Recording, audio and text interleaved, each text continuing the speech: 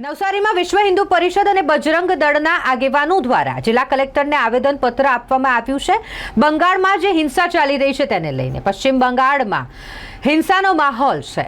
તાજેતરમાં જ વકફ કાયદાને લઈને વિરોધનું વંટોળ ચાલી રહ્યું હોય પશ્ચિમ બંગાળના મુર્શિદાબાદમાં હિન્દુઓ પર હિંસા થઈ રહી છે અને જેના કારણે 200 જેટલા પરિવારોએ ત્યાંથી દોટ મૂકી છે, એટલે કે હિજરત કરી ગયા છે। હિંસા એટલે પ્રમાણમાં વધી ગઈ હોય અને તેવામાં પશ્ચિમ બંગાળના હિન્દુ પરિવારોએ જો હિજરત કરવી પડતી હોય તો તેનો વિરોધ હવે ગુજરાતમાં પણ થઈ રહ્યો છે। નવસારીમાં વિશ્વ હિન્દુ પરિષદ અને બજરંગ દળના આગેવાનો દ્વારા વિરોધ પ્રદર્શન કરવામાં આવ્યું, સાથે જ મ્યુનિસિપલ કમિશનરને આવેદનપત્ર આપવામાં આવ્યું છે કે પશ્ચિમ બંગાળમાં રાષ્ટ્રપતિ શાસન લાદવામાં આવે। જે પ્રકારે હિંસા દિવસે ને દિવસે વધી રહી છે, પરિવારોએ હિજરત કરવું પડી રહ્યું છે, તેવામાં આ હિંસાને રોકવામાં આવે અને પશ્ચિમ બંગાળમાં રાષ્ટ્રપતિ શાસન લાદવામાં આવે તેવી માંગ કરવામાં આવી છે।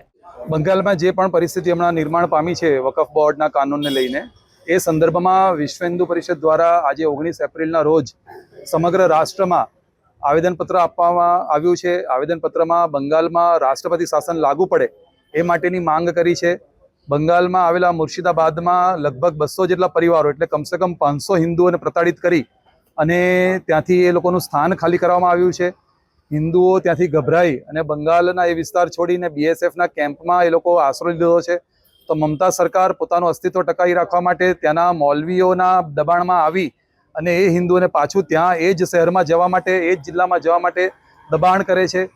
ત્યાં એ સરકાર પોતાનું અસ્તિત્વ ટકાવી રાખવા માટે ત્યાં રોહિંગ્યા અને બાંગ્લાદેશીઓને શરણ આપે છે અને વોટ બેંકના કારણે પોતાની સરકાર બનેલી રહે એના માટે થઈને હિન્દુઓ પ્રતાડિત થઈ રહ્યા છે અને હિન્દુઓને પ્રતાડિત કરવામાં આવી રહ્યા છે, જેના વિરોધમાં આજે સમગ્ર રાષ્ટ્રમાં વિશ્વ હિન્દુ પરિષદ દ્વારા બંગાળમાં રાષ્ટ્રપતિ શાસન લાગુ પડે એવી માંગ સાથેનું આવેદનપત્ર આપવામાં આવ્યું છે।